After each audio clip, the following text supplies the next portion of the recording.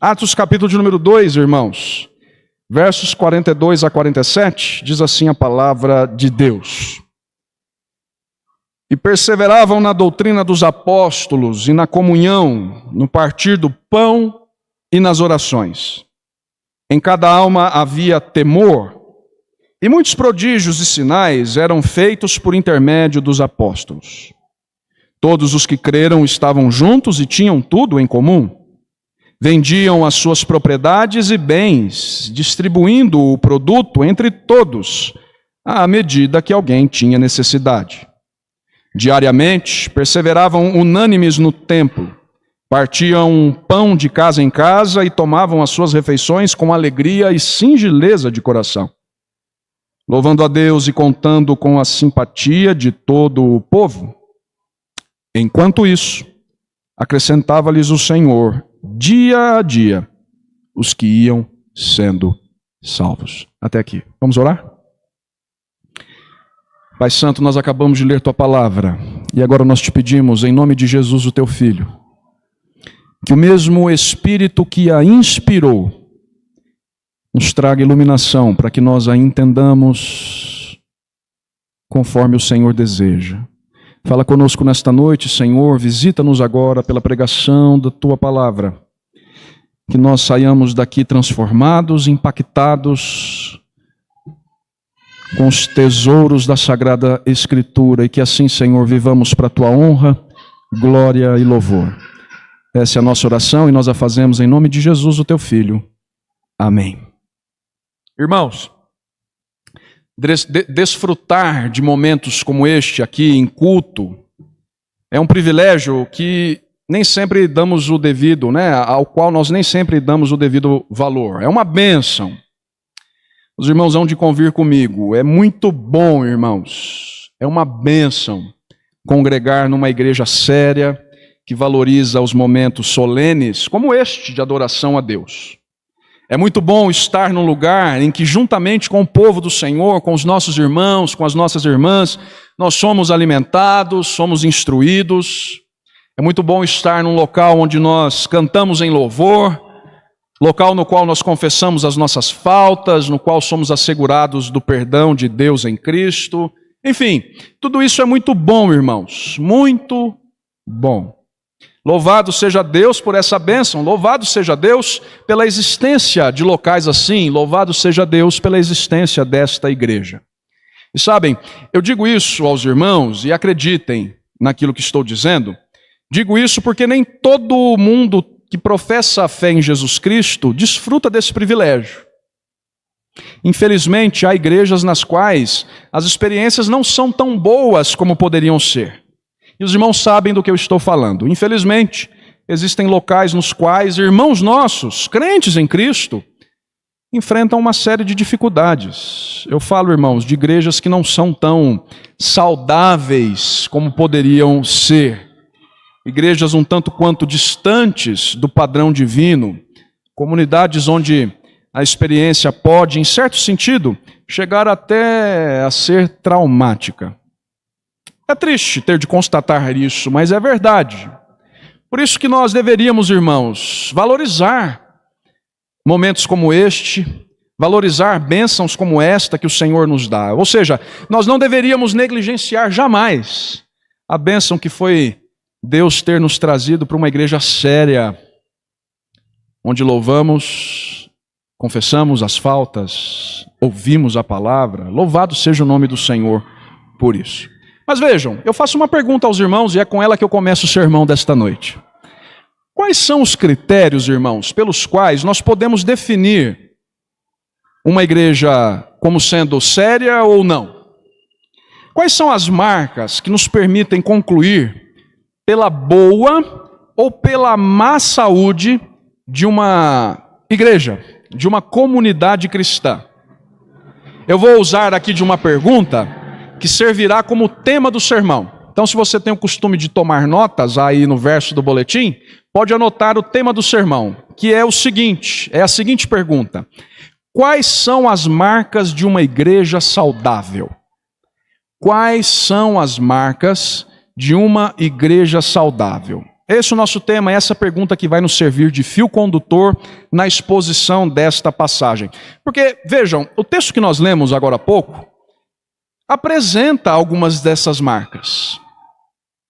O texto que nós acabamos de ler nos dá um panorama de uma igreja local, de uma igreja cristã saudável. Atenção ao que eu digo. Não mostra aqui uma igreja perfeita. Não fala de uma igreja perfeita, porque acreditem, igreja perfeita, irmãos, só na glória eterna. Mas o que é que nós temos aqui? É o panorama de uma igreja saudável. É o panorama de uma igreja que tem as marcas de uma comunidade saudável, sadia. E como nós veremos nesta noite, são basicamente 4, queridos, as marcas presentes aqui. 4 características que marcam o que vem a ser uma igreja saudável. Se os irmãos prestaram atenção à leitura, viram que essas 4 marcas são apresentadas de pronto, no verso de número 42. E depois, cada uma delas é desenvolvida no que vem depois, versos 43 a 47. Então nós vamos considerar esse texto nessa progressão, ok? As 4 marcas são apresentadas no verso 42, versos 43 a 47, expandem essas 4 marcas apresentadas no verso 42. É assim que nós vamos considerar essa passagem. Então vamos lá? Vamos juntos? Vamos à exposição do texto? Qual é a nossa pergunta mesmo? Quais são as marcas de uma igreja saudável? E a primeira lição que a passagem nos ensina, irmãos, é a seguinte: primeira verdade, primeira lição da noite. Igrejas saudáveis são comprometidas com a palavra de Deus. Primeira lição da noite. Igrejas saudáveis são comprometidas com a palavra de Deus. Essa verdade, vejam, é apresentada no início do verso 42 e desenvolvida no verso 43. Vamos ver como Lucas faz isso aqui. Reparem, início do verso 42, o que é que ele diz? E perseveravam na doutrina dos apóstolos. É o que Lucas escreve no início do verso 42, fazendo referência aos convertidos à fé cristã. Perseveravam na doutrina dos apóstolos. Agora, vejam como ele expande isso no verso 43. Verso seguinte, ele diz: e em cada alma havia temor, e muitos prodígios e sinais eram feitos por intermédio dos apóstolos. Se os irmãos repararam bem, viram que os apóstolos são mencionados em ambos os versos. Para ser mais exato, irmãos, no início do verso 42, os apóstolos são mencionados em relação à sua doutrina. Lucas diz que os convertidos a Jesus, à fé cristã, lá nos dias de Pentecoste, em primeiro lugar, perseveravam na doutrina dos apóstolos. Depois, no verso 43, Lucas diz que muitos sinais e prodígios eram operados por esses mesmos apóstolos. Agora vejam, atenção, as duas coisas, irmãos, estão ligadas. Lucas diz que havia um sentimento generalizado de temor entre os crentes. É o que nós lemos lá no início do verso de número 43. E a indicação é a de que esse temor se devia ao que os apóstolos ensinavam. E esse ensinamento era confirmado pelos prodígios e pelos sinais que eles operavam. Entendem qual é a relação entre as duas coisas? Atenção, em outras palavras, a igreja primitiva, diz Lucas aqui, se dedicava ao ensino dos apóstolos. E esse ensino, por sua vez, era confirmado pelos muitos prodígios e muitos sinais que esses mesmos apóstolos faziam. Então, de certo modo, irmãos, a ênfase de Lucas aqui está no ensino. Lucas diz que os crentes perseveravam no ensino, na doutrina dos apóstolos, e que essa doutrina era confirmada pelos sinais que esses apóstolos operavam. Agora, pensem comigo, irmãos, no tamanho do desafio. Pensem comigo. De acordo com o verso 41 deste mesmo segundo capítulo, quase 3.000 pessoas haviam se convertido à fé cristã. Nós vimos isso no final do verso 41. Espero que os irmãos estejam lembrados. E se os irmãos ainda estão lembrados, os irmãos sabem, eram pessoas de diferentes lugares, eram pessoas de diferentes origens, eram pessoas de diferentes costumes. Portanto, vejam, os apóstolos tinham uma tarefa enorme em suas mãos. Firmar esses recém-convertidos em sua doutrina, antes que esses crentes agora retornassem para casa. E vejam, isso é feito aqui. E feito a ponto daqueles crentes perseverarem na doutrina, no ensino transmitido por esses servos de Deus. Agora, a pergunta que fica para nós é: que doutrina era essa? Que ensino era esse? O que é que os apóstolos ensinavam àqueles crentes, irmãos? É claro que nós estamos falando aqui de instruções sobre o Evangelho de Jesus. É claro que o que está em vista aqui, em ótica aqui, são os ensinamentos sobre a pessoa e a obra de Jesus. Vamos nos lembrar, juntos, esses novos convertidos, cerca de 3.000 pessoas, essas pessoas eram judias, então até tinham algum conhecimento sobre as Escrituras, eram judeus de várias partes do mundo. Então até tinham algum conhecimento do Antigo Testamento. O que é que lhes faltava? Lhes faltava instruções sobre Jesus, sobre o Messias prometido pelo Antigo Testamento. O que é a doutrina dos apóstolos, então, na qual esses crentes perseveravam? Sobre a qual Lucas escreve aqui: a doutrina dos apóstolos, irmãos, é o ensino sobre Jesus. É o Evangelho de Cristo. É o ensino que hoje nós temos aqui preservado graças à inspiração do Espírito Santo. É a própria palavra de Deus, portanto. Era na palavra de Deus, ensinada pelos apóstolos, que a igreja primitiva perseverava. Então vejam, é aqui que nós aprendemos a primeira lição da noite. Qual é a nossa pergunta? Quais são as marcas de uma igreja saudável? Primeira resposta: igrejas saudáveis são comprometidas com a palavra de Deus. E aí a pergunta que fica para nós, no término dessa primeira lição, é a seguinte: como ela se aplica à nossa vida? Como se aplica aos nossos dias? Sabem, há muitas lições a tirar daqui. Os irmãos sabem do que eu estou dizendo. Nós vivemos numa época, irmãos, em que a igreja evangélica frequentemente minimiza. Isso para não dizer quando não despreza a sã doutrina. Nós vivemos numa época, irmãos, em que igrejas evangélicas minimizam, quando não desprezam, a doutrina dos apóstolos. Vivemos numa época em que, infelizmente, muitas igrejas desprezam a palavra de Deus ou minimizam a importância da palavra de Deus ensinada pelos apóstolos. Não é verdade que é assim, irmãos? Nós vivemos numa época em que igrejas preferem enfatizar a experiência, os sentimentos emocionais. Numa época em que muitas igrejas, infelizmente, preferem enfatizar falsas promessas de prosperidade e coisas afins. Mas isso é muito problemático, queridos, porque o texto nos ensina que igrejas saudáveis são devotadas à sã doutrina, perseveram, em primeiro lugar, no ensinamento dos apóstolos, naquilo que Deus escolheu revelar por meio deles. Acreditem no que eu digo aos irmãos: nós não seremos uma igreja saudável se nós não crescermos continuamente no estudo, entendimento e aplicação da doutrina dos apóstolos. Por isso, meu irmão, sabe como isso se aplica à sua vida, à minha vida? Valorize o estudo da palavra de Deus. Leia a Bíblia, crente, constantemente. Medite, crente, na Sagrada Escritura.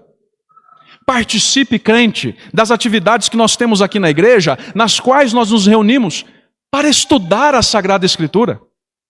Participe dos estudos bíblicos, participe da escola dominical. Vejam, igrejas saudáveis são comprometidas com a palavra de Deus. Se nós não estivermos comprometidos com a palavra de Deus, haverá algo de errado na nossa saúde como igreja. Mas o texto não para por aí. Primeira lição, então: igrejas saudáveis comprometidas com a palavra de Deus. Segunda, quais são as marcas de uma igreja saudável? Segundo Lucas aqui: além de serem comprometidas com a palavra de Deus, segunda lição do texto, igrejas saudáveis vivem em profunda comunhão. É a segunda lição que o texto ensina. Igrejas saudáveis vivem em profunda comunhão. Lucas diz isso na continuação do verso 42 e expande isso nos versos 44 e 45. Então olhem comigo de novo para o verso 42. Agora vamos dar ênfase a uma outra marca. Vejam comigo, verso 42 de Atos, capítulo 2. Lucas está nos dizendo, perseveravam na doutrina dos apóstolos, nós já vimos, e depois, e na comunhão. Agora percebam como Lucas vai expandir isso lá nos versos 44 e 45. Vejam comigo, versos 44 e 45. Como é que se dava essa comunhão? Todos os que creram estavam juntos e tinham tudo em comum. Vendiam as suas propriedades e bens, distribuindo o produto entre todos, à medida que alguém tinha necessidade. Irmãos, a palavra grega aqui para comunhão, talvez você já tenha ouvido, é muito dita em círculos evangélicos, às vezes nome de acampamento, nome de departamento na igreja. A palavra grega para comunhão aqui é koinonia. Na sua raiz, na língua grega, essa palavrinha koinonia, que para nós aqui é traduzida como comunhão, expressa um sentido, irmãos, que está ligado àquilo que há em comum. Esse é o sentido, aquilo que se tem em comum, aquilo que se compartilha. Então vejam, o que Lucas está nos informando aqui sobre a forma como viviam esses crentes? A imagem, irmãos, é a imagem de uma igreja em que os crentes estavam juntos, compartilhando juntos das necessidades uns dos outros. Bem, vejam, é verdade que logo mais ele falará que esses crentes faziam refeições juntos, orações juntos. Mas percebam que essa não é a primeira ilustração que ele usa para se referir a essa comunhão. Qual é a primeira imagem que ele usa para exemplificar como essa comunhão era vivida? Versos 44 e 45. Esses crentes eram tão unidos, irmãos, que se alguém, um irmão ou uma irmã, entre eles, passasse necessidade, outros irmãos ajudavam. Esses crentes eram tão unidos que alguns irmãos vendiam aquilo que tinham para suprir as necessidades dos mais necessitados. Vejam, interessante isso, não é? E eu tenho certeza que eu preciso fazer algumas explicações aqui. Há quem diga, irmãos, que essa atitude aqui tenha sido um tanto quanto problemática por parte desses crentes. Por quê? Porque anos mais tarde, essa mesma igreja de Jerusalém, como nós sabemos pela leitura de outros textos no Novo Testamento, estará empobrecida e necessitada de ajuda. E talvez, dizem alguns estudiosos, talvez porque alguns de seus membros haviam se desfeito das suas propriedades e bens, nesta ocasião aqui. Mas vejam, a verdade é que nós precisamos ser bastante cautelosos ao estudar esse texto, bastante cuidadosos. Por que eu digo isso? Porque é muito fácil usar esse fato como justificativa para o nosso individualismo.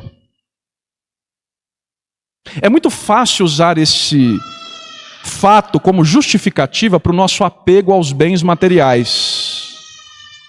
Então, como muitos estudiosos, eu acredito, irmãos, que há algo louvável a aprender aqui na atitude dessa igreja. Vejam, voluntariamente, não porque eram obrigados, não porque eram coagidos, esses crentes se importavam com as necessidades uns dos outros. Esses crentes usavam o que tinham para assistir aos mais necessitados, a quem mais precisava, e não apenas para o seu próprio conforto. Isso não é errado. Pelo contrário, há vários textos na Escritura que nos ensinam a proceder assim. E Lucas nos diz que essa era uma profunda demonstração de comunhão entre esses irmãos. Uma profunda demonstração de amor fraternal. E é assim que ele nos ensina a segunda lição da noite. Quais são as marcas de uma igreja saudável? Primeiro, são comprometidas com a palavra de Deus. Segunda, igrejas saudáveis vivem em profunda comunhão. Sabem como isso se aplica à minha e à sua vida? Irmãos, não é segredo para ninguém quão individualistas são as pessoas do mundo de hoje. Não é segredo para ninguém o quanto o individualismo também nos afeta, nos contamina. Olhe para o lado, meu irmão. Veja, o mundo está interessado no seu próprio bem-estar. O mundo busca satisfazer os seus próprios interesses, ainda que em detrimento do bem do próximo. Você sabe o que eu estou dizendo? Nos nossos dias, o eu sempre fala mais alto. O que vale é o meu interesse, é o meu bem-estar, é a minha felicidade, é a minha satisfação. O mundo é assim, nós sabemos disso. Mas atenção ao que eu digo, irmãos, não pode ser assim com a igreja de Cristo.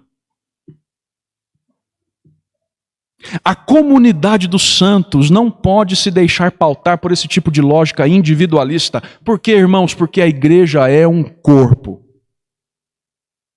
E corpo formado por membros que dependem uns dos outros, que estão ligados uns aos outros. Em Cristo, portanto, irmãos, nós precisamos nutrir esse tipo de comunhão. Isso significa, entre outras coisas, que todos nós somos exortados a ser generosos uns com os outros.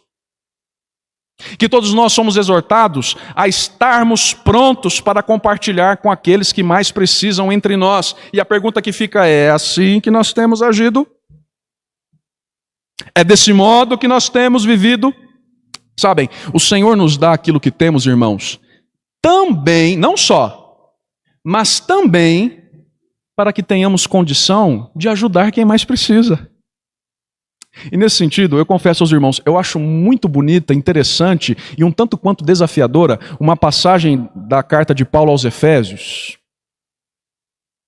na qual, ao estimular os crentes a caminharem em santidade, está lá em Efésios 4, 28, ele diz assim: aquele que furtava, não furte mais, antes trabalhe fazendo com as próprias mãos o que é bom, atenção, para que tenha com que acudir ao necessitado.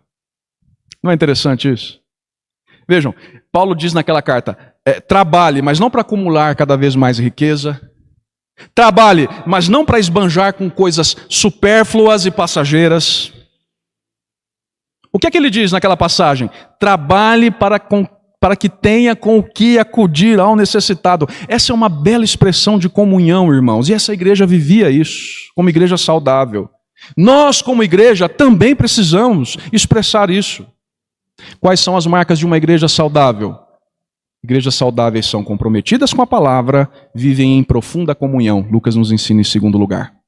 Mas há uma terceira lição. Vejam agora comigo a continuação do verso 42. E a sua expansão no verso 46. Verso 42, volte os olhos comigo mais uma vez. Perseveravam na doutrina dos apóstolos e na comunhão. E agora, o que diz o texto? No partir do pão. Vejam como Lucas expande isso no verso 46. Diariamente, perseveravam unânimes no templo. Partiam pão de casa em casa e tomavam as suas refeições com alegria e singeleza de coração. Terceira lição. Quais são as marcas de uma igreja saudável? À luz desses versos, agora Lucas nos ensina. Igrejas saudáveis se reúnem e partem o pão. Igrejas saudáveis se reúnem e partem o pão. Vejam, irmãos, que de certo modo, essas duas características reforçam a comunhão sobre a qual nós falamos anteriormente. Sim. Vejam, a reunião entre os crentes exemplifica a sua unidade, a sua comunhão. O partir o pão também é um exemplo de comunhão. Mas vejam que isso está mais ligado à união que era vivida por esses crentes aqui. E de fato, é interessante notar como a união era valorizada por esses irmãos. No início do verso 46, Lucas diz que eles perseveravam diariamente, atenção, unânimes no templo. Eles se reuniam, irmãos, para cultuar a Deus. Esses crentes diariamente estavam no templo prestando culto ao Senhor. Vamos entender isso? Àquela altura, a perseguição dos líderes religiosos não havia se intensificado como se intensificará logo mais. Então eles ainda tinham certa liberdade para estar no templo. E era o que eles faziam. Enquanto não eram perseguidos, enquanto não haviam sido expulsos do templo, eles estavam lá valorizando a união, valorizando o ajuntamento, cultuando a Deus juntos cotidianamente. E aí percebam que essa mesma união também era vista na forma como eles partiam o pão. Viram o que disse Lucas? Não só estavam juntos no templo, como partiam o pão de casa em casa. E vejam, aqui eu também preciso fazer algumas observações. Partir o pão, irmãos, pode ser uma referência à Santa Ceia.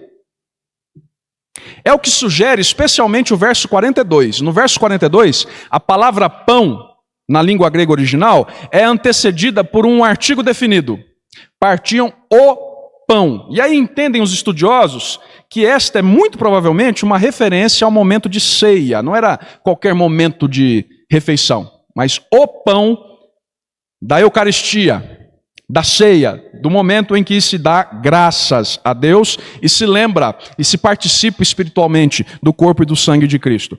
Por outro lado, no verso 46, aí é diferente. Ali o partiam o pão de casa em casa já parece fazer referência às refeições cotidianas mesmo, a simples comunhão à mesa. Mas seja como for, irmãos, vejam, o fato é que ambas as ocasiões, seja para a ceia do Senhor, seja em refeições em casa, seja qual for o fato aqui, a imagem é de uma intensa valorização da união entre esses crentes.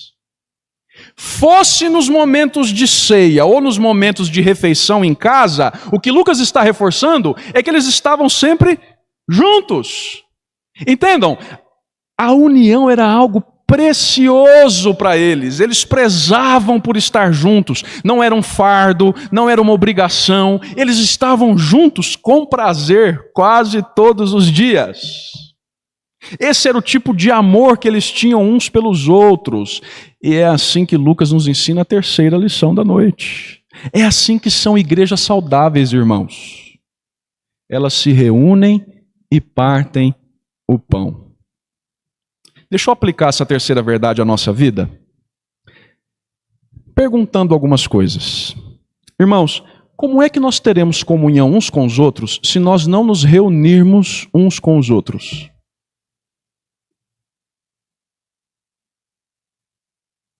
Como é que nós teremos comunhão uns com os outros, refletindo o padrão de uma igreja saudável, se nós não nos reunimos, irmãos, como igreja do Senhor? Vejam, é triste dizer isso, mas é verdade. Hoje, infelizmente, há muita gente que acha ser possível estar espiritualmente bem, longe da igreja, longe dos irmãos. Há muita gente que acha ser possível viver a fé cristã de modo isolado, distante. Você já deve ter ouvido pessoas dizendo: eu cultuo em casa, sozinho. Eu assisto a transmissão do culto pela internet. Eu vejo as mensagens pelo YouTube. Dá até para escolher o meu pregador favorito. Por que eu vou ouvir aquele pastor calvo lá na Igreja Presbiteriana Morumbi-Sul? Dá para escolher quem pregue melhor no YouTube, e não falta gente que pregue melhor. Eu fico em casa, a igreja tem muita gente complicada, é melhor servir a Deus de casa, sozinho. Irmãos, esse tipo de pensamento é muito perigoso. E acreditem, passa ao largo da boa saúde espiritual que todos nós devemos nutrir. Sabem, a união para nós, irmãos, não pode ser opcional. Se nós não estivermos juntos, nós não teremos comunhão uns com os outros. E eu vou tentar exemplificar isso aqui de um modo ainda mais direto e mais prático. Atenção! Tem gente que reclama e que não vem à igreja porque acha os irmãos muito distantes. Reclama e não vem à igreja porque a igreja supostamente não se preocupa com a sua pessoa, não se preocupa com os seus problemas e assim por diante. Mas será que é realmente assim, irmãos? Será que o problema está mesmo na igreja? Eu faço um desafio se você pensa assim. Pergunte a quem está aqui na igreja regularmente, frequentemente, se é assim mesmo.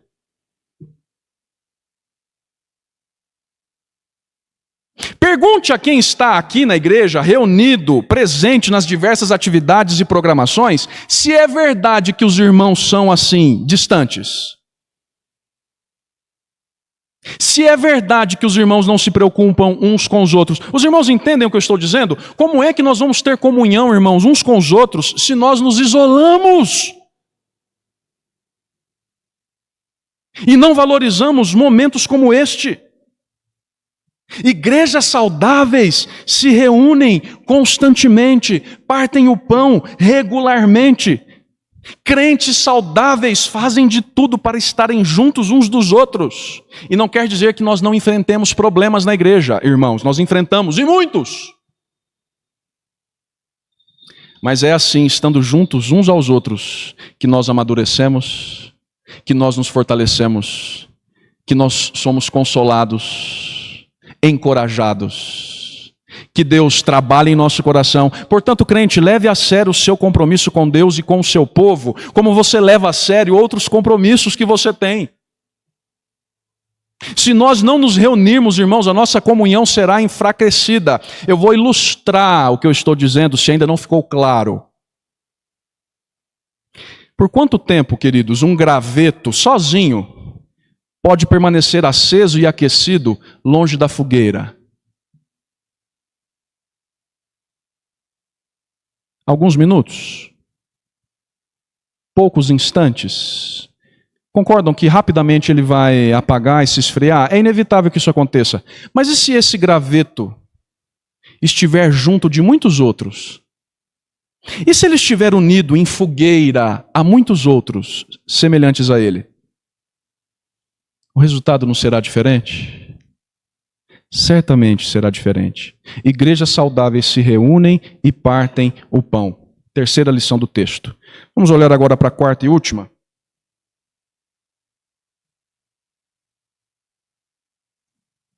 Final do verso 42. E perseveravam na doutrina dos apóstolos e na comunhão, no partir do pão, e diz o final do verso 42 agora, e nas orações. Como é que Lucas expande isso no verso 47? Louvando a Deus e contando com a simpatia de todo o povo. Enquanto isso, acrescentava-lhes o Senhor dia a dia os que iam sendo salvos. Quarta e última lição da noite, irmãos. Quais são as marcas de uma igreja saudável? Por fim, a gente aprende. Igrejas saudáveis são totalmente devotadas ao Senhor. Totalmente devotadas ao Senhor. Esses irmãos perseveravam na doutrina dos apóstolos, é verdade, também na comunhão, também no partir do pão, mas e por fim, o que diz o final do verso 42? E nas orações. Vejam, essa era também uma igreja de oração, irmãos. Porque igrejas sadias são igrejas de oração. Essa era uma igreja totalmente devotada a Deus. E vejam que, de certo modo, Lucas expande essa informação no verso 47. Porque no verso 47 ele diz que esses crentes, em sua devoção a Deus, não só oravam, como louvavam a Deus e contavam com a simpatia de todo o povo. Lucas está falando, por fim, da vida de devoção desses irmãos, da piedade que eles nutriam. Eles demonstravam ser piedosos, orando, final do verso 42, e louvando, verso 47. A imagem é de uma igreja que se reunia constantemente, portanto, mas que se reunia no templo e em casa, não para jogar conversa fora, não para falar mal da vida dos outros, não para fofocar, não para fazer intriga, mas era uma igreja que estava reunida constantemente no templo e nos lares para orar e louvar a Deus. Em resumo, para se concentrar no Senhor. É isso que Lucas diz aqui. Eles estavam concentrados em Deus, orando e louvando. Não era um clube social, irmãos. Não se reuniam para tratar de assuntos não relacionados a Deus. É claro que não. Quando se reuniam no templo ou comendo juntos em casa, concentrados em Deus. A oração e o louvor eram partes inseparáveis da vida dessa igreja. E vejam que o final do verso, aliás, ali no verso 47, no início ainda, Lucas diz que com isso tudo, aqueles crentes contavam com a simpatia de todo o povo. Interessante, não é, irmãos? A alegria daqueles crentes em orar, em louvar a Deus, os momentos de oração e de louvor daqueles crentes atraíam os outros.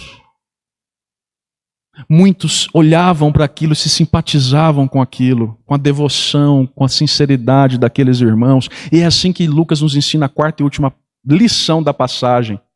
Igrejas saudáveis são totalmente devotadas ao Senhor.